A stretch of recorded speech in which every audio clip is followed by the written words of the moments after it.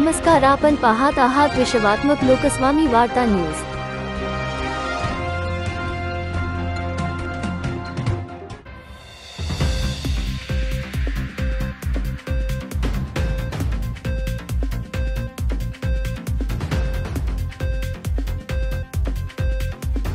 रामकृष्ण हरी।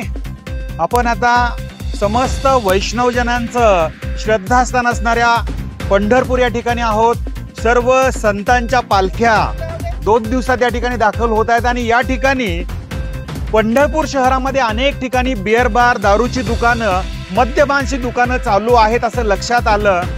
या संदर्भात वारकरी संप्रदायाचे काही संत मंडळी, शिवसेना आध्यात्मिक आघाडीचे हरिभक्तपरायण अक्षय महाराज भोसले, हिंदू जनजागृती समितीच्या वतीने माननीय मुख्यमंत्र्यांची आम्ही भेट घेतली आणि समस्त वारकऱ्यांच्या भावना लक्षात घेऊन ही दारूची आणि मटन मांस याची दुकानं तत्काळ बंद करण्यात यावीत अशी मागणी आम्ही माननीय मुख्यमंत्र्यांकडे केली।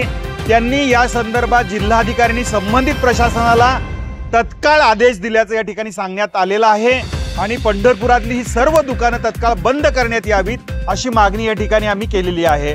या संदर्भात कारवाईला लगेचच सुरुवात होईल अशी आम्ही अपेक्षा व्यक्त करतो।